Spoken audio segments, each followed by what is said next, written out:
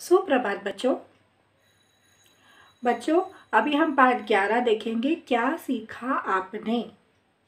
ठीक है। किताब पेज नंबर 89 90। ठीक है बच्चों, इस पाठ में यातायात के नियमों के बारे में बताया गया है। सड़क पर चलते समय हम किन किन नियमों का ध्यान रखते हैं, इन सब बातों की जानकारी दी गई है। तो बच्चों, ये वाला पाठ आपको चित्र के द्वारा, वो चित्र कहानी जो हम देखते हैं ना, उसके द्वारा यदि मैं समझाऊं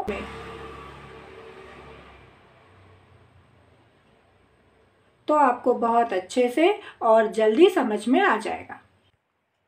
क्या सीखा आपने? बस से उतर के बच्चे विद्यालय में पहुंचे। उन्होंने देखा कि नोटिस बोर्ड पर सूचना लिखी है। कल दिनांक 14 जुलाई 2018 को सड़क सुरक्षा के नियमों की जानकारी देने के लिए यातायात नियंत्रक अधिकारी।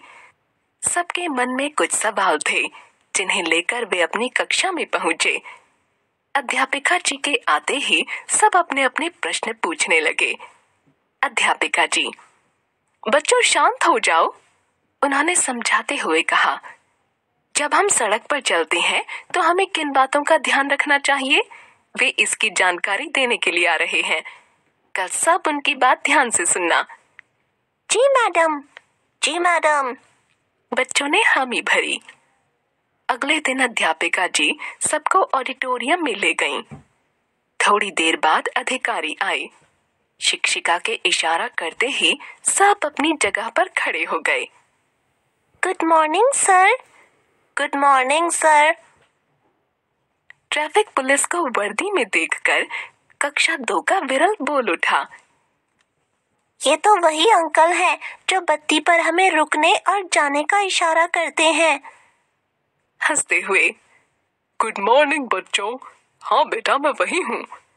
अच्छा, आपको पता है मैं ऐसा क्यों करता हूँ? जिससे हमारी गाड़ियाँ आपस में न टकराएं।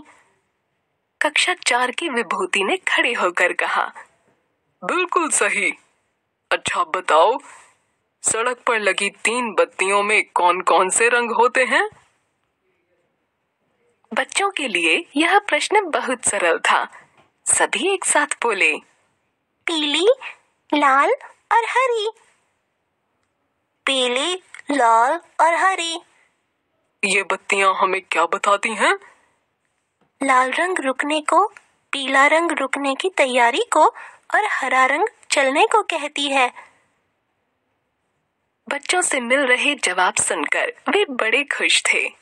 उन्होंने कहा, शाबाश बच्चों, अब मैं सड़क सुरक्षा के बारे में बताता हूँ। सुनो, हमें सड़क पर सावधानी के साथ चलना चाहिए। सड़क पर चलते समय फुटपाथ का उपयोग करना चाहिए।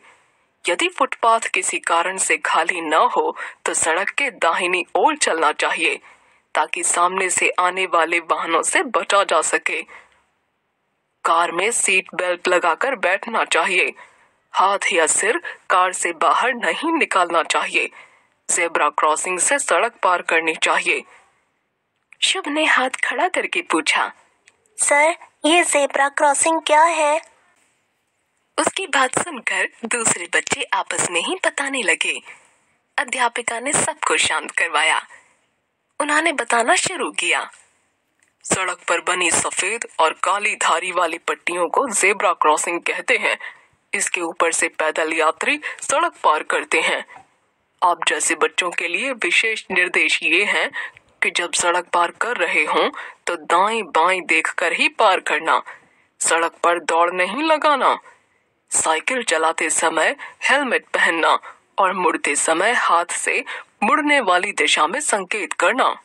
कोशिश करना कि साइकिल चलाते हुए नंगे पैर अथवा चप्पल के बजाय जूते पहनो। उन्होंने मुस्कुराते हुए कहा।